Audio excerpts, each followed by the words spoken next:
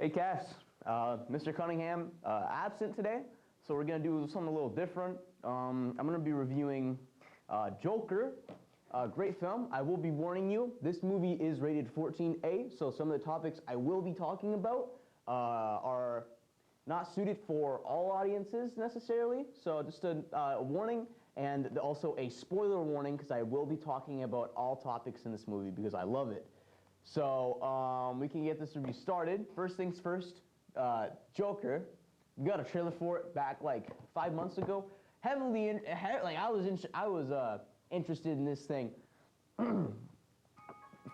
It's 8:30, people. The show's got an alarm for that. Look at that. Sorry. Anyway, I was heavily interested in this movie at first because in the trailers you could see that this is not your average Joker story. See, this Joker story, instead of involving a vat of chemical acid and a man slowly turning insane due to chemical effects, this is just a genuine person broken by such a crushing, dark, and gritty city. Very, very well shot. As you can see by these this trailer shots back here, like just look at that. You tell me that doesn't look like an insane man. His body's all like decrepit as he's hunching over. It's just, you see the bruises that he has from living this life. It's such good cinematography and usage of just every single aspect you can. And the thing is about this movie, its flow feels so smooth but janky at the same time. You can't even tell when events in this movie are happening or not, because this man, he's insane. He's lost it. So I'm going to get into spoiler territory. So we discover in this movie that Joker was actually adopted, mentally and physically abused by his mother and her boyfriend. And it really opens your eyes. Because see, the first major subplot of this movie is that Joker finds a letter from Thomas Wayne, Batman's father, saying that he deeply cares about Joker's mother. And it really brings up an interesting idea that Joker is Batman's brother by blood, which is a cool concept. It's just interesting to think about, but Joker goes to an asylum, finds a folder on his mother, and realizes that she's clinically insane and he's adopted. So, unfortunately, that plot was killed. It was killed off pretty quickly. I have it on loop, so just leave it playing. I really like the usage of color in this movie. Very nice, because when it is shots of the Joker having a fun time, you got more warm colors. As you can see in the first opening scene where it's him in front of the mirror and he's putting on his makeup and he does the whole smile thing, it's all warm, brown, nice, soft colors. But when it's the city and the darker moments of this movie, those nice warm colors turn into a cool blue. And just the usage of high buildings, making this pressure on the Joker feel immense. Very, very, very well put together. Now, I'm going to get into more spoiler territory. The plot of this movie is one of, if not the most interesting I've watched in a very long time. See, it takes the normal Joker formula we all know and love and spices it up a bit. See, the normal Joker backstory, man falls in fat acid, loses it, and then starts doing crimes across Gotham. The plot of this movie, Joker, Arthur is his actual name, gets his sign stolen and the crap beaten out of him in the street. You could see in the trailer, he gets smashed by a sign, kids beat him up. As a result of this, one of Joker's friends gives him a gun to defend himself on the streets, which is understandable. Now, the Joker, being the Joker, Arthur, pretty unstable man, he leaves the gun on him at all times. So he goes to a children's hospital gig, does his normal clown thing, and while he's doing his little clown dance, the gun falls out of his jacket, lands on the floor. The hospital staff goes, this isn't right, and then he gets fired from his job. So Joker, he kind of loses it, and on the way on the subway train back from his job. There are 3 bankers on the other side of the subway train. They're all basically harassing this girl on the other side of the train, like throwing food at her and stuff like that. And she's like, man, I can't do this. So she stands up and she walks away. And then the bankers walk over to Joker because Joker's laughing like crazy because that's just his character. That's just part of his whole mental disorders, yada, yada, yada. He laughs uncontrollably because that's just how he works. And they know, like, what you laughing at? You know, they're taking it. Like, you can see it in the trailer. There's the 3 dudes in the suit as they go over to Joker and take off his wig and, like, start beating him up. Joker, in retaliation, pulls out his gun and kills these 3 dudes. Again, this movie is rated 14A, so I am going to talk about death, if that's a topic none of you guys want to talk about. But you might as well click off now. But he kills these 3 bankers, and the result of killing these 3 bankers starts an entire riot throughout the Gotham City, because Thomas Wayne, one of the biggest, richest, most powerful forces in Gotham City, is fronting ways to clean up this garbage breakout in the city, yada, yada, yada. But essentially, he is screwing over the lower class to benefit the upper class. Joker, being a part of the lower class, is being affected by this. So everybody in the lower class sees the murder of these 3 bankers by a man in a clown mask, and then they all, you know, they join in. They think this man is a hero. They put on clown masks, and they start going on the street and retaliating against the big bankers of the city. It's just a real interesting plot. And this is the scene where he's running away from murdering these 3 dudes. It's a very nice scene because, as you can see right here, this is by far one of my favorite scenes in the movie. He's in a washroom. This should be a scene of him being like, all right, what did I just do? I killed 3 dudes. You know, he tossed the gun away, maybe something to do with that. Instead, Joker, he just loses it in the washroom. He fluently, creepily, and awkwardly, like this jagged but smooth movement, slowly dances around this old, beat-up New York washroom, and he's just, it's so well put together. It's just very well done. Very well done. The score for this movie is amazing. It's just put together literally perfectly. I don't think I have seen anything that well put together in a very long time. I think the only thing that can compete with such a scene that's put together is the entirety of the MCU. Because they know what they're doing over there with their practice, the CG effects and yada yada yada, but we're not talking about that. Thing is about with the Joker, everything in this movie feels handmade.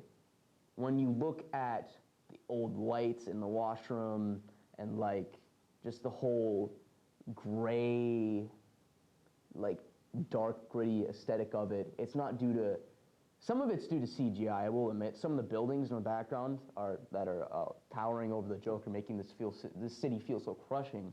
That majority of that is CGI. But just like looking around these old apartments, everything feels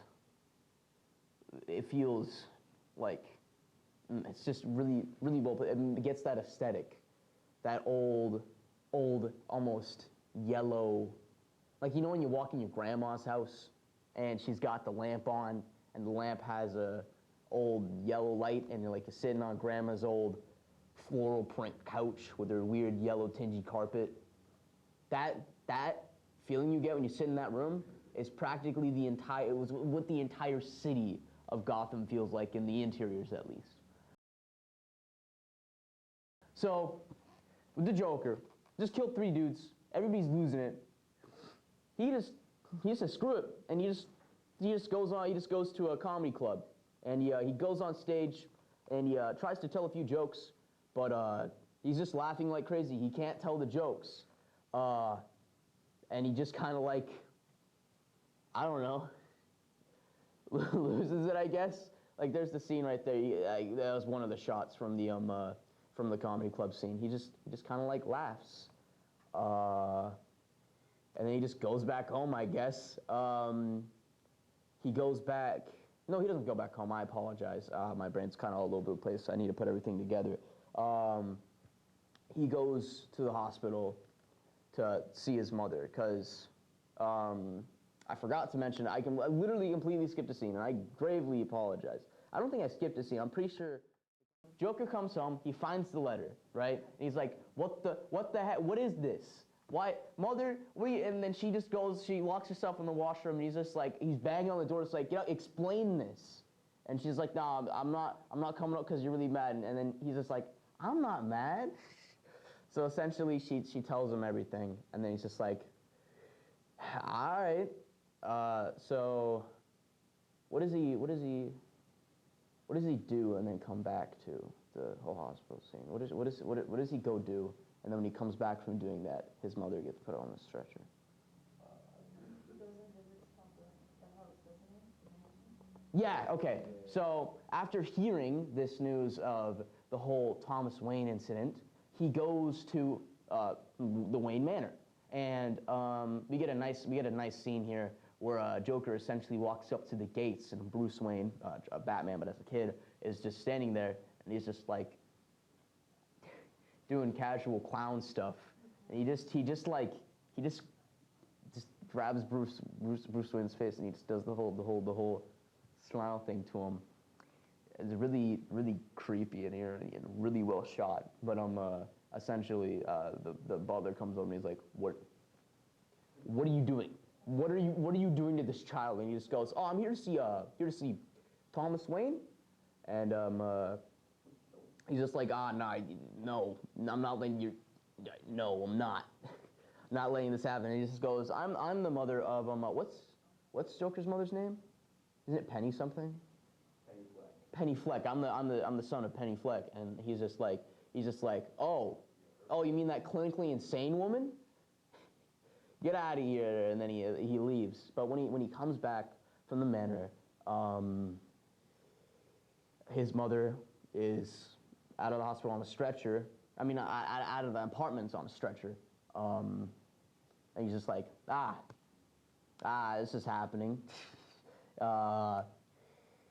He goes to the hospital with them, and while he is sitting outside after just everything is done, these two dudes come up to him, and they're like, hey, we're with the police. We're here to talk to you, have a few questions about the murder on the train.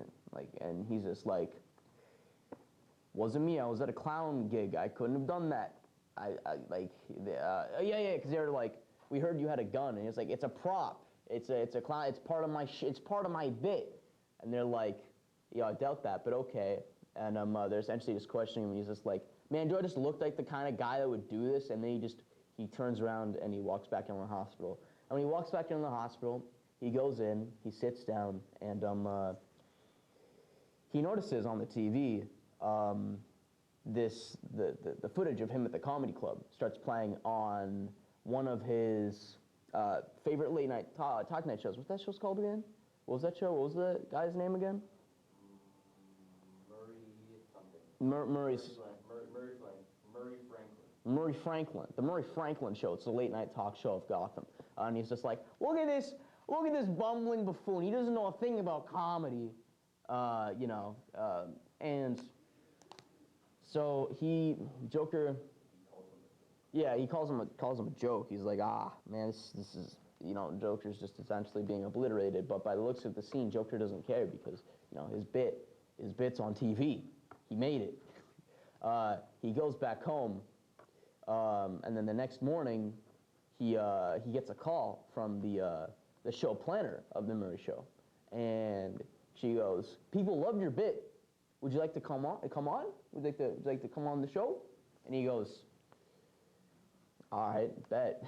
So I got a notification. I'm gonna shut up memes. He goes on the show. There's a lot of scenes, but I'm just gonna get to the meat of the plot here. The big whole ending of this movie, again, big boy spoiler warning. Joker goes on the Murray Franklin Show. And he admits to the murders he has committed, and he simply just goes on a rant saying, what do you get when you get a mentally deranged man and you put him on your show, and you expect to just make fun of him and yada yada yada. And he just says, you get what you deserve. And the Joker pulls out the gun that he's been keeping in his suit, and he just straight up kills the talk show host, kills Murray Franklin. And this kill sends the entire city into anarchy. Everybody just realizes, oh my gosh, you know, one of the Gotham's biggest names just got murdered on live TV, and everything breaks loose. Cars are on fire in the city streets. Like, people are just losing it. And Joker, in the back of a police cruiser, on the way to the police station after the whole murder incident, is just driving by in this police car, and then the police car collides with an ambulance coming out of nowhere, and the driver of the ambulance was revealed to be one of the rioters, and he looks in the back of the police car, realizes that the Joker's in the back of the police car. They drag his body out, lay his body down onto the hood of the police cruiser, and then the movie transitions to the scene of Thomas Wayne, whatever the wife's name is, I completely forget, and Bruce Wayne leaving the theater, and it's revealed that the murderer of Bruce Wayne's parents is actually one of the rioters. And he just notices Thomas Wayne, and he just says, "Thomas Wayne, you'll get what you deserve." And then he just pops them both in the alleyway, and then that's how it explains the murder of Batman's parents pretty well. But that's not really the focus of this movie, which I really much enjoyed. I really like how there wasn't that much of. Yeah, exactly. They got right back to the action. Joker wakes up from the collision, stands on top of the hood of this police cruiser, and does another delightful dance scene on top of the police cruiser as everybody cheers him on. And that is the ending of Joker until it cuts to a scene of him in a mental asylum, just like doing the casual Joker, laughing like crazy, and you know, just losing it. And the scene cuts out to the hallway, and Joker, after leaving the interrogation room after being talked to somebody, reveals, like, there's this, as he's walking away, you notice that he's leaving bloody footprints behind, heavily indicating he murdered the person that was questioning him. And he just walks down the hallway. It's a nice shot. It's a hallway, and then there's one hallway goes that way, one hallway goes that way. He just runs down the one that goes that way. No, he just starts walking down the one that goes that way, and then a staff member starts chasing him, and it's like a good old Scooby-Doo old-fashioned chase back and forth down the hallways, and then it goes, the end, and then that's the actual end of the movie. So it really solidifies the point of, we have literally no clue if this is real or not. And there's almost no way to tell. The only way you can tell is just how socially awkward Joker is. In the real scenes, it's heavily, Joker is really, you know, not that good at socializing. And then, like, in the scenes that are fake and part of his mental disorder, you know, his own little world, he's in, he's a lot more well kept and just better at talking to people. Yeah. So, a whole other subplot I forgot to mention about this movie. There is this girl, when Joker comes back from his first gig at the start of the movie, he gets on the elevator, and then there's this woman with her daughter, and she just, after I think, oh yeah, the elevator almost stopped and, like, broke down, and she's like, man, I hate this building. And then she looks at Joker, and she does the gesture of, you know, because that's just, I want to die because the building's really crappy, and it's just such a horrible life they're living in. This old Gotham, as the the streets are being filled with garbage and everything's breaking down horribly. And the Joker like just kind of chuckles at it. So as they get off the elevator and she's walking that way and Joker's walking this way, he turns around and he goes, "Hey!" And then he just goes, you know, and just walks back to his apartment. And it's just like, you can tell that that was the real scene because of just how like socially awkward it was. It was really, but it was just, it's really nice because you can kind of tell, but sometimes you just can't. But he then follows this girl as she like does her daily commute and yada yada yada, and we can't even like, it's just, it's so, the movie is so good at keeping you guessing if it's real or not. You just can't tell. There's a scene afterwards as he's in his apartment. She walks up to the door, knocks, and she's just like, "Was that you following me today?" And he's just like, "Hey, yeah." Like, I forget what she was going on about, but he was just like, "Yo, I got a comedy bit going down soon. You should show up." And apparently she did, but it was really like, I don't know, you just honestly, you can't tell. You just can't tell with that movie. This movie is really well put together. You just can't, you honestly just can't tell. You need to watch it a few times to really truthfully understand. Sorry, this is somebody outside filling with their locker, looking in the window, and just kind of staring at me. Okay, good, they're done. That's really personally, in my opinion, I think the strong points of this movie are great use of storytelling, excellent use of cinematography, and the themes of this movie are very well put together and very well directed towards you, the viewer. I highly recommend this movie, and I give this movie a solid 9.5 out of 10. It's solid. There's like maybe like, there's like, I don't know, maybe a few scenes where I was just like, it needs to pick up its pace a little bit, but like just a little bit, but like, even those scenes are so well put together, it doesn't matter. This movie is a basically must-see. Very, very well. DC really stepped up their game with this one. I gotta say, I was heavily disappointed with movies like Justice League and like Wonder Woman, those CG abominations. And Aquaman, oh, don't get me started on Aquaman. They really stepped up their game on this one. It honestly just goes to show what you can do if you get the right director and right people to work out, yeah, and casting too. Who? Who's the actor for that? No, oh God, yeah, no. Who's the actor for this Joker again? What's his name? Joaquin Phoenix. A very great pick for this. Like, yeah, he's a really good method actor. You can just tell. Like, he's just so well put together. Like, even like this one, like, just the small touches, like when he smiles, you can see one of his teeth. They're like, kind of. Oh. Joker's own character. He didn't take too much from Heath Ledger and didn't try to go too, like, right-wing like Jared Leto did. Leto just did an awful Yeah.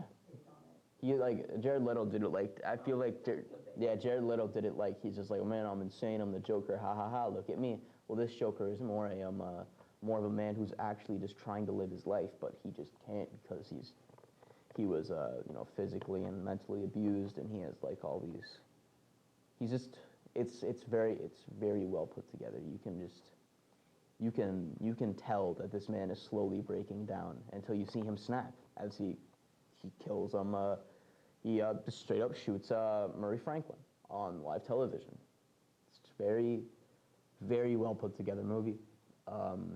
Highly recommend it again. I give a final rating for this movie, 9.5 out of 10, and a highly recommend you see this movie in theaters too. It's beautiful, absolutely beautiful. That's all I really got to say about this movie. Really well. How long have you got footage? Like 25 minutes. Good 25. You have a 30-minute review. Good 30-minute review of Joker 2019. That's really all I got to say about it. Charlie, you got any words that you need to say about this movie? Pretty good. Yep. Oh, it's pretty good. That's all we got to say, though. I thank you very much for tuning into this not so quick, not so well put together, and not so well spoken review of Joker, but I tried to get my points across why I think this is an excellent movie.